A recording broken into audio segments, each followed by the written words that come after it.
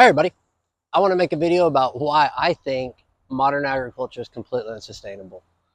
The first thing we want to do is define what modern agriculture is and where it came from. And I think that story begins with um, the European method of slash and burn agriculture, where they took rich forest lands, cut small swaths of them to expose the soil, the fertile, good quality soil full of organic matter that was very good at growing the production crops that the peoples of Europe needed. And they sustained themselves through this way of cutting out portions of forest, exposing the rich fertile land, and then farming that.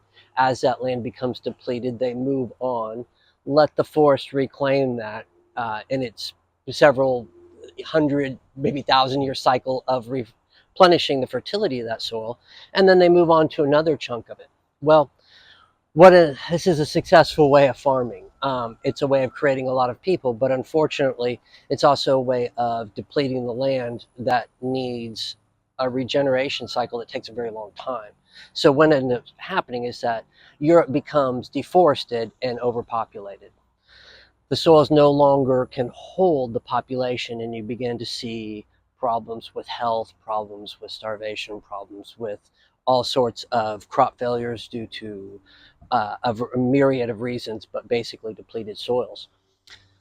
Colonialism, one of the very first things they did, and a lot of people don't think about this, is they set up plantations all over the world to mine the native soils that were still rich in fertility. So you'll see in the Caribbean all sorts of sugar plantations. In Africa, you have coffee and tea plantations. But within all these, there's all sorts of other crops being raised.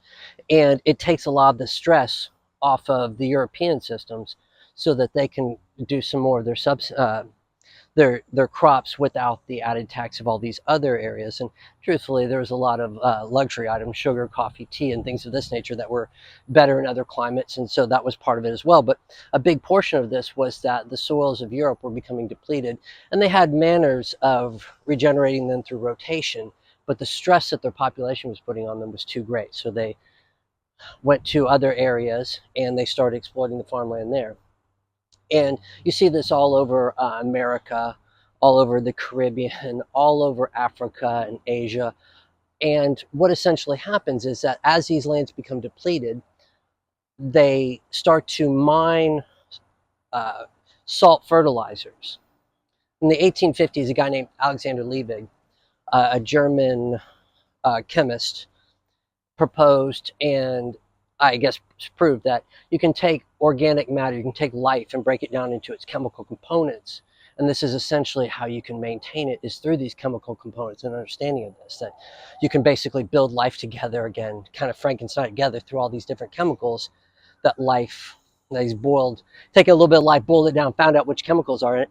And they said, if we feed the chemicals back to these life, the life will incorporate them and essentially will go past the biological systems that were in place to directly feed the plants this chemistry. And so a lot of what we were doing with the loss of fertility through slash and burn agriculture, we were replacing through a chemical form of agriculture that was feeding the plants the salts that they needed, the nutrients they needed, and also replacing some of the gases they needed.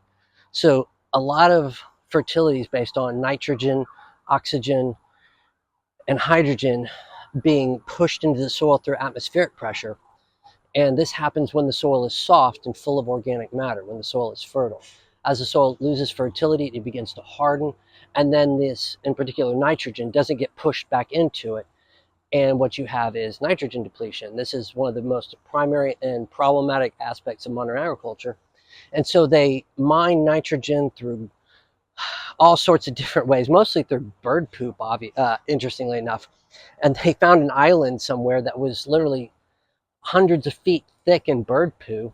And this became the world's nitrogen source for a short period of time until that was depleted.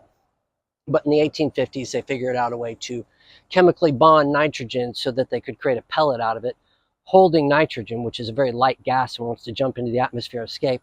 They could hold it in this pellet form and give it to the land where it would slowly break down and replace the nitrogen that was being pushed in as a gas. Now, as we do these chemical methods, one of the things that occurs is that the organic matter in the soil begins to deplete. That's its fertility. Without fertilizers, without kind of man messing around with things, nature provides the nutrients that a plant needs through organic matter. The microbes and the fungus break down old living matter and regenerate it into a fresh, fertile living matter that they can then feed to the plants. So as the plant needs a little manganese or a little calcium or any of the nutrients it may need, the microbes will provide that, and then the plant will come and deliver a little bit of carbon to these microbes and fungus, because that's what they're all looking for. The salts are easy. If they have the organic matter, they can break down these salts and just feed it to the plant. What they're looking for is carbon. That's the most fundamental element that life needs, and that's what's given by the plants. They mine that out of the air, the CO2, they take the oxygen off, throw it back out, and then they create their substance out of this carbon, but they also feed a little bit of that back into the ground to help to create a currency of exchange for the microbes and fungus that are feeding them their nutrients. As they get a little bit of manganese, a little bit of calcium, they give it a little bit of carbon back. This is called an exudate. It's the plant giving the currency of carbon back to the soil. And this will build up the carbon in the soil.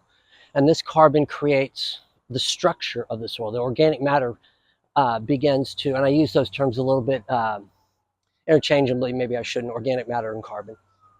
But as this organic matter begins to build up in the soil, the microbes will just create more, the roots will just create more. It's this endless cycle where as the plants take the carbon out of the air and give it to the soil, the amount of organic matter in the soil begins to rise up. And then as the plant dies, this big carbon structure comes down into the ground, and the plant and the soil digests that as well. At the end of the day, all the carbon that was taken in by the plant ends up back on the ground being digested. And a lot of times animals come in the way of this, and they just augment that process more by breaking down that organic matter even quicker for even quicker digestion by the soil. So this whole process in nature is a virtuous cycle where the organic matter just begins to pile up, pile up, pile up. Now, with the slash and burn agriculture, they would come across this incredibly fertile land, and they would start to do these depletionary methods of agriculture. And in order to get to more fertile land, they had to till the soil, to take what's called a moldboard plow, easy for me to say, and invert the soil, taking the top 6 inches foot and inverting it and exposing the bottom 6 inches underneath that, because that was more fertile. It wasn't as depleted as the soil on top. And this method of agriculture is basically mining the fertility out of the soil, and eventually it will deplete it all. And what you'll be left with is the carbon, which was the organic matter, which was giving the soil structure, is depleted, and you're just left with uh, compacted salts and clay, earth. Earth without organic matter doesn't sustain life, and that's where we were at. So we started to feed the plants directly with fertilizers. And this will work for a period of time. But eventually you end up in a place where several things happen. You end up with too much salts on the land and not enough carbon and not enough life to sustain this whole process. And you get a toxic salt buildup. But what's way more pressing is that you break the water cycle of the soil. Soil holds moisture through organic matter. The microbes and the fungus use the organic matter almost like pillars to create structures within the soil so that the soil will hold way more air, way more water. There's a bunch of biospace within the soil that the organic matter creates. And as that organic matter is taken out, all those salts just compact, and you're left with something that doesn't hold water, where the water runs off of the top. It creates a hard barrier on top. And we've all seen this, where the top of the soil is hard, and when the water hits it, it doesn't go in, it just runs off. This is what happens to soil without its organic matter that's been depleted. And now you're looking at a broken water cycle. And this has a lot of very extreme consequences because life needs water. So as this water cycle is depleted, you get to a place where you have to irrigate. And then you're providing plants the water directly because the soil is no longer holding it, and the organic matter is no longer helping in that process. So you need a lot more water because it's not penetrating except where the roots are. And this is causing a lot of the water to run off. This is borrowing a lot of water from our river systems and breaking them. And more importantly, the climate or the weather changes that are going to be occurring to this are going to be extreme and catastrophic. Um, when you have millions of acres holding a huge amount of moisture through feet of topsoil, and then let's say the natural environment or the pre-European conquest of America, the native soils of the prairies were tremendously fertile, and they were kept fertile through the buffalo ranges and the predators that worked the buffalo. And there was a huge cycle, a virtuous cycle, where the soil was just building organic matter. So by the time we came around, is many, many feet in many places of organic matter that was just building and building and building. And of course, we start to deplete this and this and that. But what happens is that in that natural cycle, the amount of water being held on the land is tremendous. And then there's a very rich agriculture of natural plants that are feeding that moisture back into the atmosphere. And it's a double-edged sword because they're holding the moisture into the soil, but they're also slowly feeding it back in. There's a beautiful area in the water cycle where the soil is both holding the moisture and slowly giving it back into the atmosphere. And what happens is that large amounts of land have a slow evaporation rate that's feeding the moisture in the atmosphere. Well, when all of this water no longer stays on the land and runs off into the waterways, you have water concentrated into the waterways, and where it was slowly respirating back into the atmosphere, all that's gone. And now all the evaporation is happening intensively in the areas where the water has accumulated. So what you're doing now is you have intense areas of evaporation with large stretches of area with no evaporation. So the water is rushing in the atmosphere. The water is rushing, trying to balance these things out, trying to balance the lows and the high pressures out, because everything is becoming more extreme because of this the gradual system of evaporation that we had, and then with the plains being rich in fertility is gone now. And so we're left with more violent and aggressive weather systems. This is going to be prone to more droughts, more extreme weather, and all the phenomena that we're seeing that they're blaming for all sorts of reasons. The factories billow out too much smoke, but really, if you were to ask me, the number one reason, it's quite obvious, is the depletion of the organic matter in the land, that we're ruining our agricultural lands. The most fertile aspects of our world, we've depleted tremendously, and now we're dealing with broken water cycles. And this will be the end of it.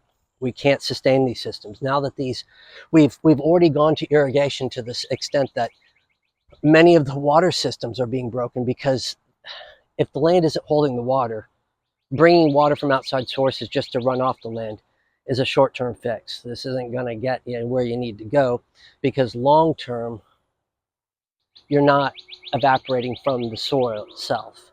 So this will always become more extreme as the weather patterns become more aggressive, the droughts become more extreme, and on and on and on. It's a vicious cycle of depletion where the weather is just going to become more extreme, and the agricultural lands that we're now using are going to become more depleted and harder to keep moist, and eventually break down entirely. And this is a very scary prospect because it's happening right now. We're in the San Joaquin Valley, in some of the most productive farmland in the US, over in California, they're in 20-year droughts. And this is going to get worse. There may be little blips where things get better, but for the most part, the water systems are broken. And so what you're going to see is this cycle becoming more and more extreme. And as it does, more and more farmland is going to come offline, because you can't just meter it out where you give farms a little bit less, because eventually you reach a point where the crops die. So you take farms offline and you just produce less food, because you can only produce what you can water. So eventually you end up in a cycle where the existing waterways are being overtaxed. The land is running right off. And one of the direct consequences of all this is that the fertilizers And then the pesticides and all the other salts that we add to the soil to help things grow get washed away once the rains do come because they're not held into the soil. So all of that goes into the waterways with it. And as we find out, we end up with toxic pollution problems in our waterways. And this is from the agricultural salts of our land being washed in because our water systems are broken.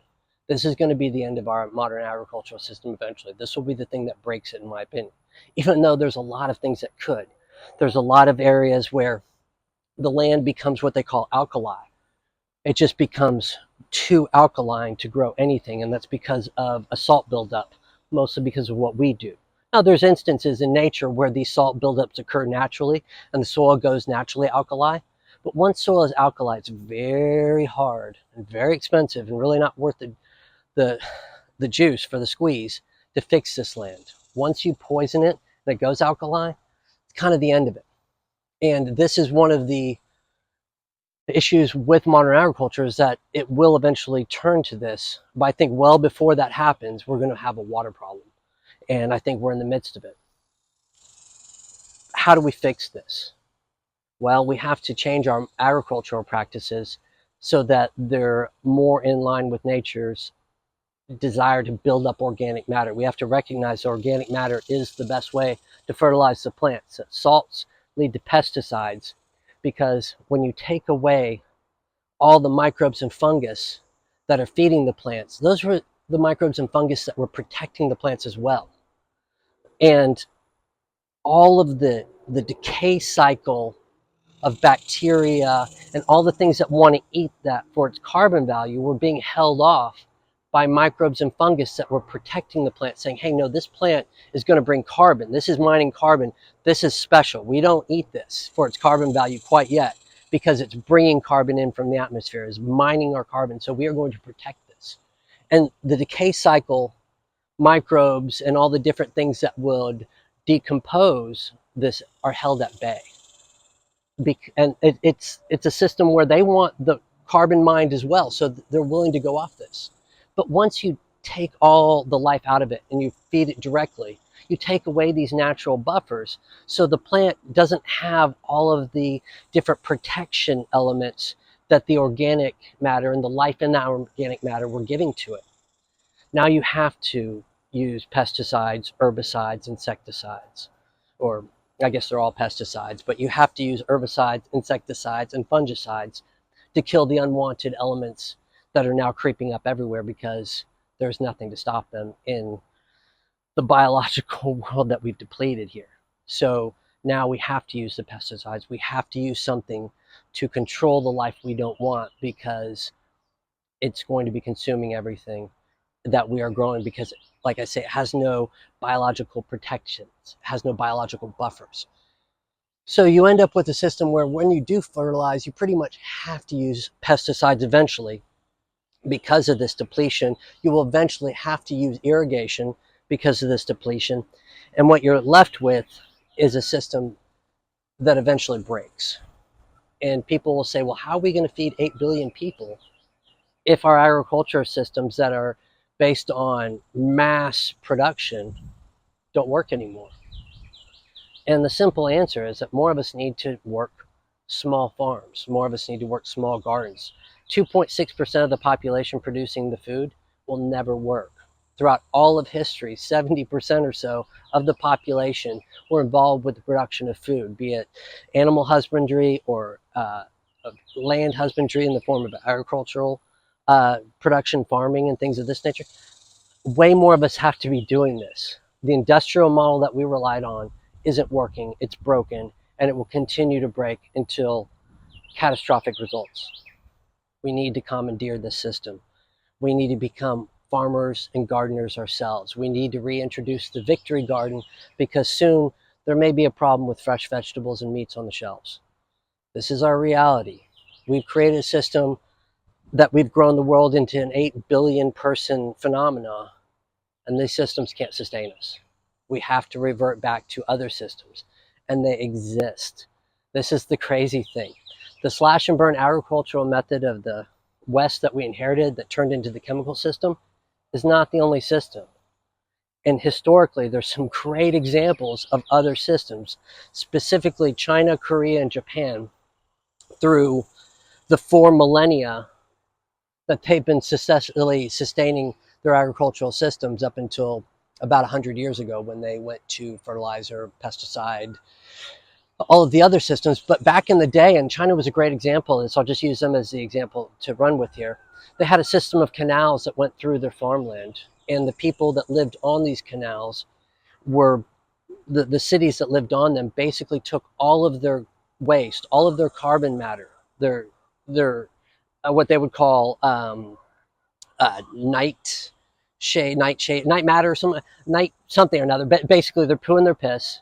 But everything else, if they had leftover food or the husks from their food, if they changed their roof out, if they changed their bedding mat out, all of that stuff was organic matter, and they threw it in the canals, and it got sent down the canals to the farms at the end of the season. And by the way, they have these incredible pump systems, manual pump systems, to just keep pushing this water down. And then when it gets to the farmland down the canals, at the end of the season, the canals will begin to dry out. They'll take all of this organic matter, bring it to the banks, dry it out, and then spread it on the fields. And this is the humus, the organic matter, and it sustained their fields for millennia. It's the book I read about this was called Farmers of 40 Centuries. And it's how basically a very small amount of land was able to feed and help populate in a very dense manner this region in a way that was completely sustainable. There was no loss of fertility. This practice went on for many, many, many generations, and it didn't break. And the cycles that were created by it were virtuous: better water cycles, better land fertility. And this whole movement of taking the organic matter that we created, the waste that we created, and putting it back on the fields. This is true fertilizer. This is humus, as they would say. Not hummus, not the delicious Mediterranean dip made of chickpeas, but humus. And this is broken down organic matter that is ready to be fed to the plants. This is ready for the microbes just to take those nutrients and give it right to the plants. And then they feed off this organic matter as they do it, sustain themselves, build populations of these bacteria and microbes and fungus, which will give the plants everything it needs. And this system could be implemented today. We just need more people to do it. We need to realize that our organic matter is precious. Everything that we put in the trash can that stinks, we should be putting someplace else, because that needs to go back on the land. We need to basically go to a system of composting our matter to put back on the fields and supplement our use of fertilizers with this. This is regenerative agriculture, but it's more than that, because regenerative agricultural principles are a process of cycling agricultural systems so that the land grows its organic matter like a natural process. This is more of an immediate push. This is what Albert Howard, the father of regenerative agriculture, kind of envisioned, is that the cities and the population areas that make a lot of waste would take that waste and put that back into the agricultural sphere, where it would then be used as the way to manually grow the organic matter in the soil. Because truthfully, regenerative practices are great, and that's what we have to be doing. But the soils are so far depleted that we're past that. We need an injection of humus. And basically, we need to become hot composters. We need to become people who compost our materials to put them on the field in what would be called sheet composting, where you just spread a lot of compost. You manually add the carbon to the ground. You manually add the organic matter to the ground. And then you create virtuous cycles that will hold this organic matter and slowly build it up over time. But just to start slowly building up organic matter over time, when the land is basically completely denuded over the organic matter, it's going to take a very long time. It's going to start very slowly. Yes, in 20 years, you will have some good momentum. I think Gabe Brown's farm, after 20 or 30 years of regenerative practices, has gotten to 13% organic matter. Joel Salatin, I think, was like at 10 or 11% after about 40 years of good regenerative um, agricultural principles. This is too long, and too much of our land is in too bad a shape, and our waterways are our water systems are too broken to go with this. We need a more aggressive way of going about this. We need to realize that all of our organic matter, all of our waste is precious. It needs to go back on the land.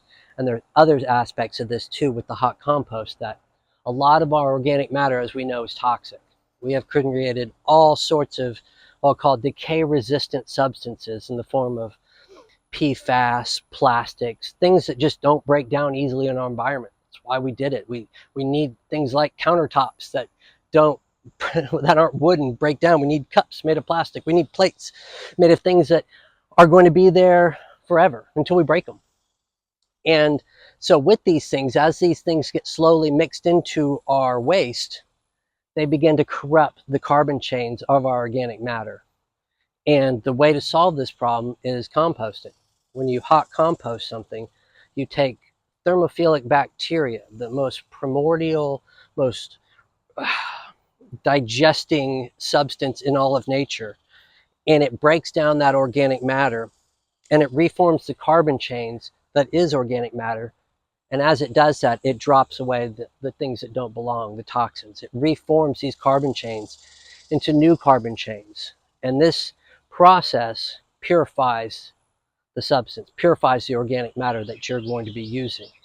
And that's something we're in desperate need of, because all of our waste is pretty well toxic at this stage. We need to wash it, clean it, and then feed it back into the land. And then we need to stop making these decay-resistant substances. But that's going to be a slow process. Way before we can get the political will to stop that, we have to start taking that matter out of our organic matter so we can put it on the fields. Because before any sort of pollution problems creep up on us, we're going to end up with broken water cycles. Our fields will go dry. And that's what we have to address first and foremost. We need organic matter on the fields. We have to turn away from the chemical side of farming and go back to an older way of farming involving organic matter and the placing of good, healthy carbon that living matter, living microbes can process and feed to our plants. Anyway, I'm going on for a little bit. I'm going to make another video about other aspects of chemical agriculture and potentially why this is at the root of our current health epidemics. Because the same aspects where the buffers that the microbes and fungus give plants to protect them from nature have been eradicated, that's going on in us too now. Our systems are biologically broken because the microbes that create buffers in our gut and help our immune system are broken. We haven't been feeding them living matter for so long that they've strayed, and now we're all dealing with autoimmune disorders. And that's the next video. I want to talk all about how the health problems of these broken agricultural systems. This was more about the macro. The next video will be about the micro problems. Anyway, thanks a lot. Appreciate it. Hope you enjoyed it.